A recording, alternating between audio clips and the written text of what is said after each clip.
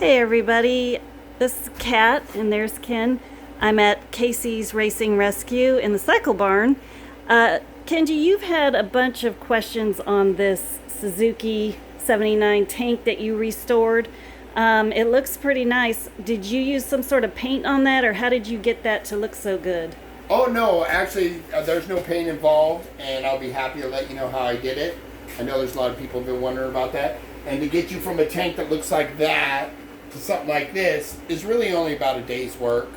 So and there is some work, some elbow grease involved, but let me show you how. You get everything cleaned up real well with some kind of degreaser inside and out. Get your decals off with a razor blade or whatever you need to do. And then start out with some wet dry sandpaper, starting out with 320 to get the scratches out.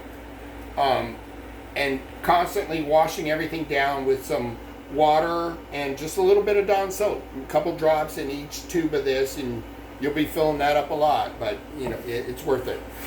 I usually probably, to get the scratches out, you use all 6 sheets of your 320. And then I'd like to say you could go with 2 sheets of 400, 2 sheets of 600, which I'm missing right now, 2 sheets of 800, and 2 sheets of 2000. And how I do the sheets is fold them in thirds like this, and that way it's easy on your hand. And I do recommend using a glove because you will wear your fingerprints off.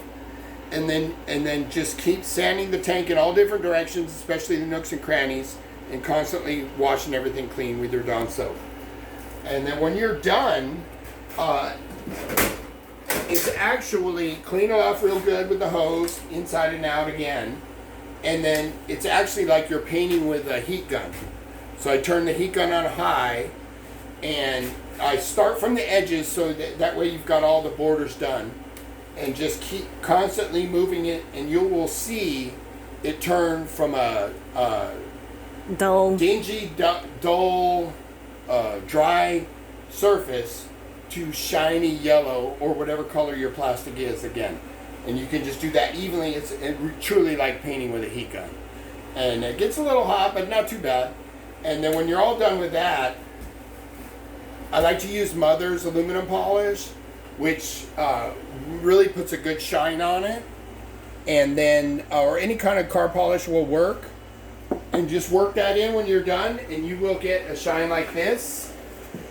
And it is always nice to get the exact decal from... Where do you get your decals? Well, this particular one came from VintageSuzuki.com.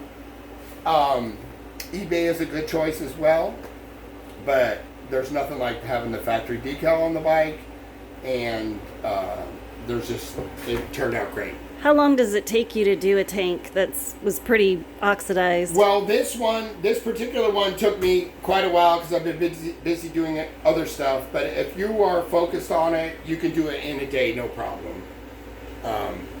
Like I say, each step is probably a half hour going through your 2 sheets of each one before it gets, where like it's not working.